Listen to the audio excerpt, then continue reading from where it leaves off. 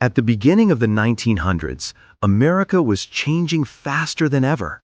Railroads connected distant cities, migrations reshaped local cultures, and new industries appeared almost overnight. But while the country evolved, California and Florida were living two completely different stories, two opposite corners of the nation, growing in their own unique ways. And the photos from this era tell the truth better than any textbook. Today, you'll see rare 1900s photos of California and Florida that reveal how people lived, how cities looked, and how landscapes changed forever. When you finish this video, you'll have a clear answer to the question: which state aged better, California or Florida? But the final vote is yours.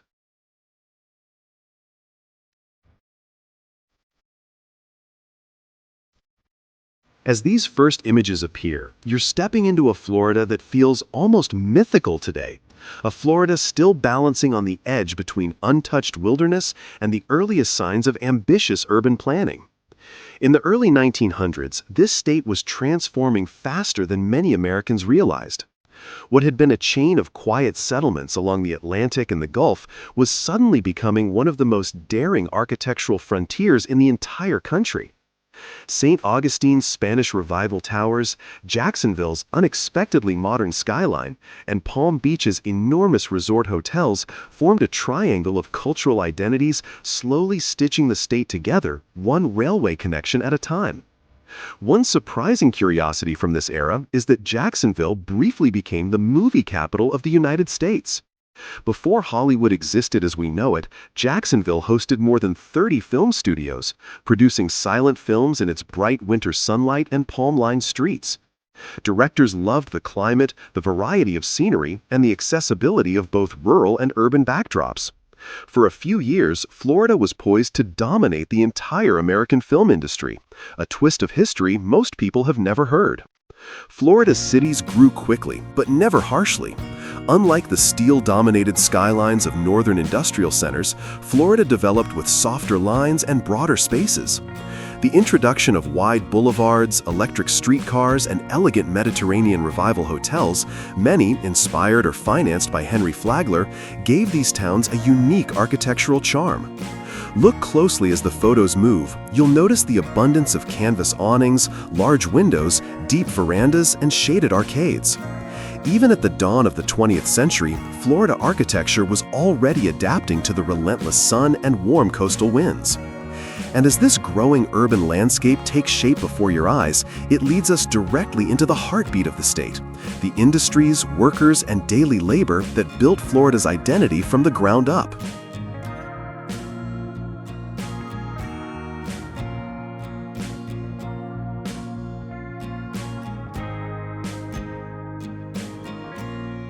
As these images begin to shift from grand hotels to riverboats, docks, and citrus groves, you're seeing the machinery that truly powered Florida in the early 1900s.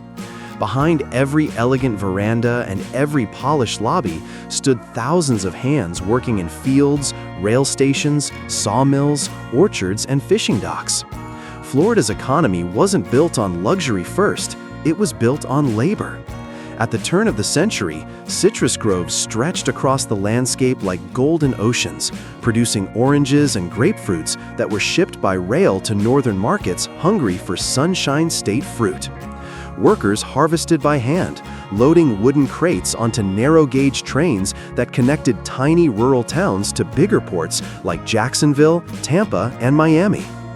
One incredible curiosity from this era is the existence of citrus packing houses built entirely along riverbanks. Boats would glide directly into the structure, load crates through long wooden chutes, and then drift back toward waiting steamers. Florida's waterways were not just scenery, they were highways of industry. Meanwhile, fishermen hauled in mullet, tarpon, and snapper from coasts that were still wild and untouched, long before overfishing and development reshaped the shoreline. At the same time, tourism was becoming a booming business, though still humble compared to today. Guests arrived by train with trunks stacked higher than the porters who carried them. Resorts hired armies of staff, gardeners, cooks, carriage drivers, boat captains, concierge, laundresses, and bands who played nightly concerts under lantern-lit pavilions. Even donkey carts became an industry, used to pull children along the beach or carry luggage from steamships to hotel gates. Florida's early workforce was a mosaic of cultures, skills, and traditions, each essential to the growing identity of the state. As industries expanded and workers shaped every corner of Florida, the rhythm of daily life began to take its own unique form, a blend of southern charm, coastal quiet, and the new energy of a state discovering who it was. And that leads us to the next chapter, the human side of Old Florida, its culture, its routines, and its unforgettable scenes of everyday life.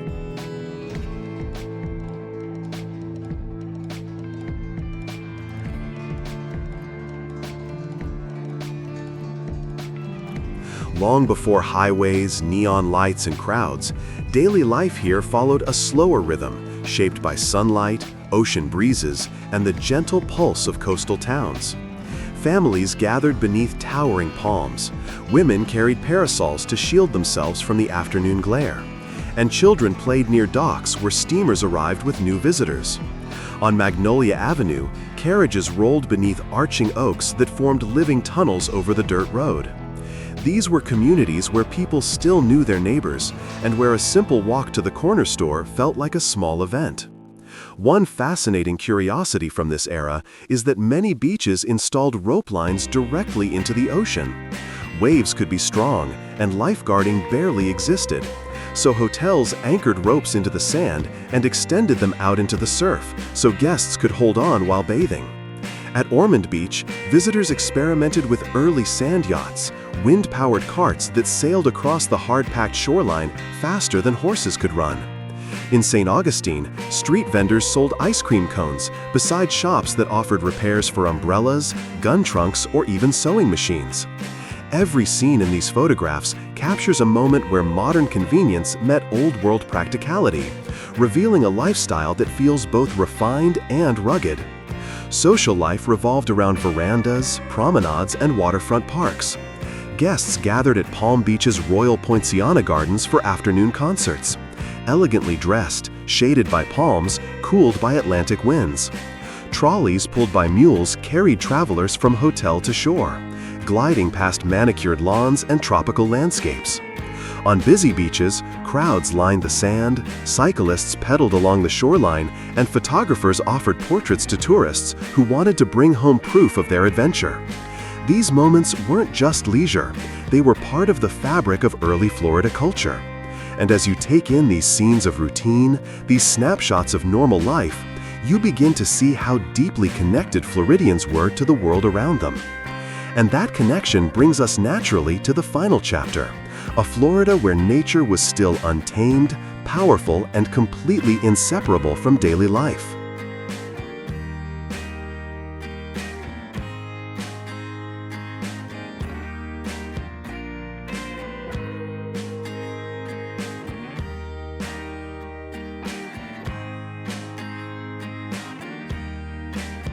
Florida's natural world was raw, unpredictable, and astonishingly vast. The Everglades stretched like a green ocean across the peninsula, an endless horizon of sawgrass and winding waterways. Mangrove forests wrapped around the coastline, creating dense tunnels of roots where birds, fish, and wildlife lived undisturbed. Even major cities like Miami and Palm Beach were carved out of land that was once considered impenetrable. Early visitors described the state as a paradise surrounded by wilderness. One incredible curiosity from this era is that many early hotels, including some of Flagler's grand resorts, kept live alligators on the grounds as attractions for northern tourists. Alligator farms, exotic animal pens, and guided wilderness tours were marketed as thrilling adventures into a world few outsiders had ever seen. Rivers like Silver Springs and the St. Johns were so clear that visitors claimed they could see fish swimming as if floating in air. Canoes glided through still waters surrounded by hanging moss and towering cypress trees, creating scenes that felt almost ancient. For many travelers, Florida wasn't just a destination, it was an encounter with nature in its most primeval form, something both beautiful and intimidating. But with every path carved, every hotel built, and every new community that settled along the shores, a quiet shift was beginning. Forests were cleared for farms, wetlands were drained for expansion, and coastlines were reshaped to welcome the first waves of development. These images capture the last moments of a Florida that barely exists today. A Florida where wild landscapes brushed right against human life, where sunsets illuminated untouched beaches, and where nature dictated the rhythm of the day. And as the final photo fades, we're left with a rare gift: the chance to witness the exact moment before modern Florida emerged, when the balance between wilderness and civilization hung delicately in the air.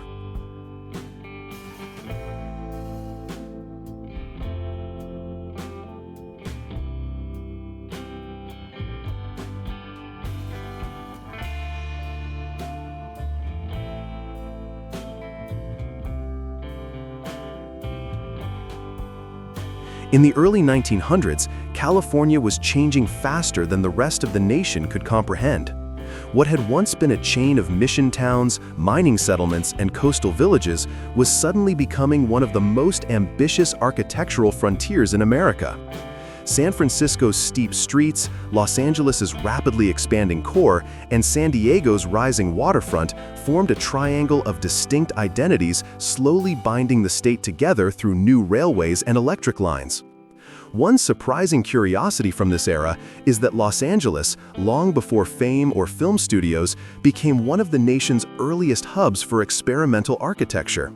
Designers flocked west for the light, the open terrain, and the freedom to build styles that didn't fit Eastern cities. Wide boulevards, Spanish Revival facades, garden courtyards, and airy structures shaped by the dry, brilliant climate. Meanwhile, San Francisco, still recovering from the 1906 earthquake, became a laboratory for steel frame construction, fireproof engineering, and urban planning that mixed resilience with elegance.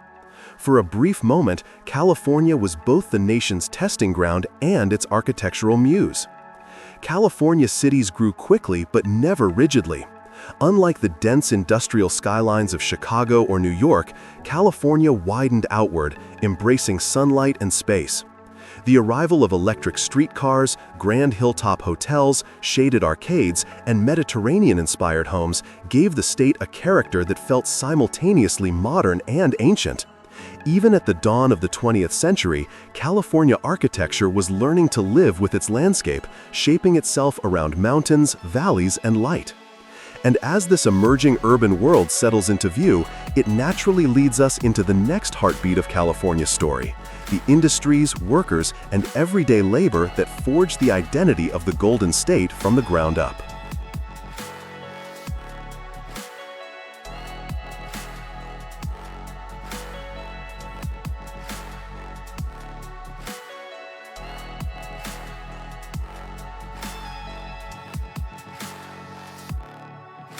Behind every elegant hotel and every rising skyline stood thousands of workers shaping the economy with their hands, tending vineyards, loading freight trains, harvesting orchards, repairing cables, and navigating harbors that connected the Pacific to the rest of the nation.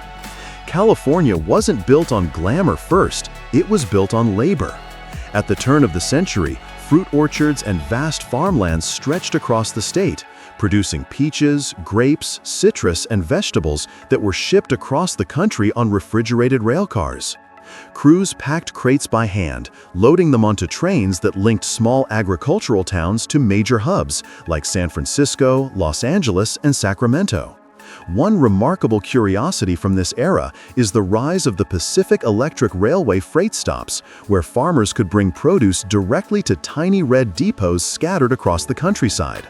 From there, goods moved seamlessly to coastal ports, where steamships carried California products across the Pacific.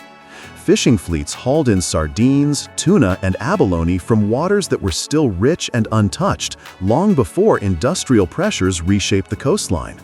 California's rivers and harbors were not just scenic, they were the arteries of a massive West Coast economy that was beginning to look outward, across oceans, instead of eastward across the continent. During this same period, tourism quietly grew into an industry of its own, though far simpler than the spectacle it later became. Visitors arrived by rail with trunks towering above them, seeking cool ocean breezes and grand hotels perched over busy piers. Cities hired growing armies of workers: streetcar operators, hotel porters, builders, dockhands, gardeners, cooks, and musicians who performed in seaside pavilions illuminated by early electric lamps. Even ferry routes and pleasure cruises became small industries, carrying families to Catalina Island, Santa Cruz beaches, and San Diego's bayfront promenades. California's early workforce was a mosaic of cultures, crafts, and ambitions, each contributing to the identity of a state that was rising faster than anyone expected. And as these industries expanded and workers shaped every corner of California, the rhythm of daily life began taking on its own unmistakable form, a blend of Western frontier grit, coastal ease, and the new, restless energy of a state discovering its destiny.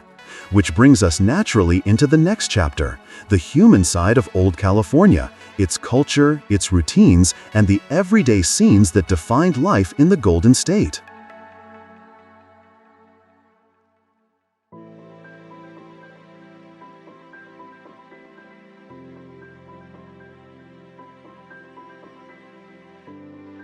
Long before freeways, billboards, and the endless sprawl of later decades, everyday life here moved at a gentler rhythm, shaped by ocean winds, long shadows over vineyards, and the soft glow of sunlight on wooden porches.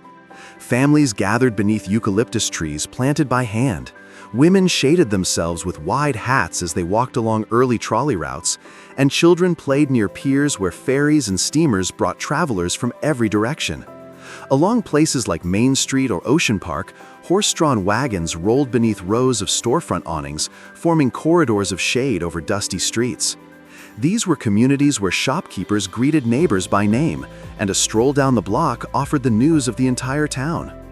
One fascinating curiosity from this era is the popularity of pleasure piers, long wooden structures that hosted concerts, fish markets, and sometimes entire neighborhoods of shops suspended over the ocean.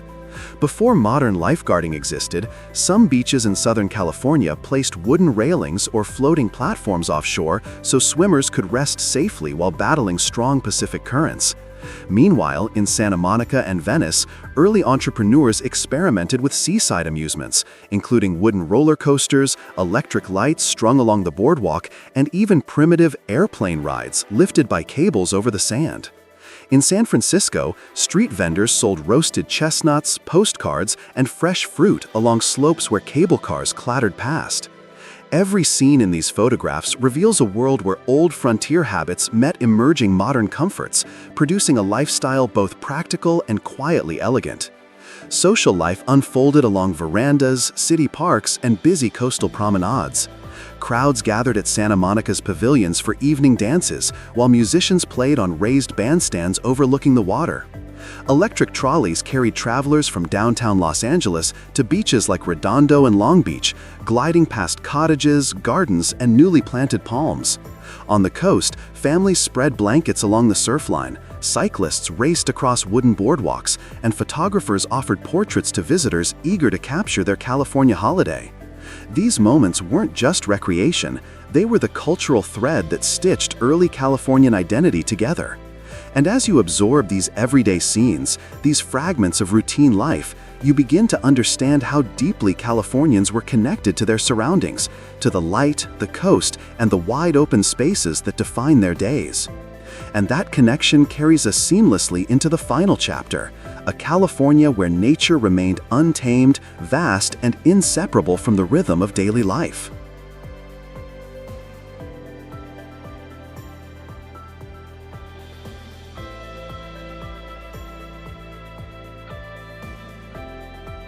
As these final images appear, you begin to understand something essential about early California. Nature wasn't simply scenery. It was the defining force shaping every life in the state. Long before freeways, suburbs, and coastal development, California's natural world was enormous, unpredictable, and astonishingly wild. The Sierra Nevada stood like a wall of stone guarding the east. Redwood forests reached skyward with prehistoric scale, and the Pacific coastline stretched in dramatic cliffs, quiet coves, and endless surf. Deserts rolled outward in silent waves of sand and sage, broken only by rugged mountains and wandering wildlife. Even cities like Los Angeles and San Francisco were carved into landscapes that felt vast and untamable. Early travelers described California as a continent within a state, and looking at these photographs, it's easy to see why. One remarkable curiosity from this era is the popularity of bear parks and wild animal exhibitions placed near early resorts and scenic rail stops, where visitors could watch California grizzlies long before the species vanished. In Yosemite Valley, travelers floated across crystal waters so clear they could see stones and fallen branches as if suspended in glass. The San Gabriel foothills held mineral springs, rustic cabins, and canyons where wild goats roamed near mountain trails. In Northern California, redwood groves stunned newcomers with trees so enormous they seemed unreal, inspiring guided tours through hollowed trunks big enough for horses and carts to pass. For many early visitors, California wasn't just a destination, it was an encounter with nature in its most dramatic form, something awe-inspiring, humbling, and unforgettable. Now that you've seen the evidence, which state aged better? California entered the 1900s with stronger cities, more industry, and deeper transportation networks. But rapid expansion erased many historic neighborhoods. Florida was more natural, remote, and rural, but much of its original landscape has been lost to development, tourism, and modern infrastructure. Both states preserved and lost different parts of their identity. One changed fast, the other changed dramatically. The answer isn't simple, and that's why your vote matters. Tell us in the comments. Your vote decides the next episode in this new series, 1900s Battle, State versus State. Thank you for watching, and welcome back to Old World Lens, where history comes alive one photo at a time.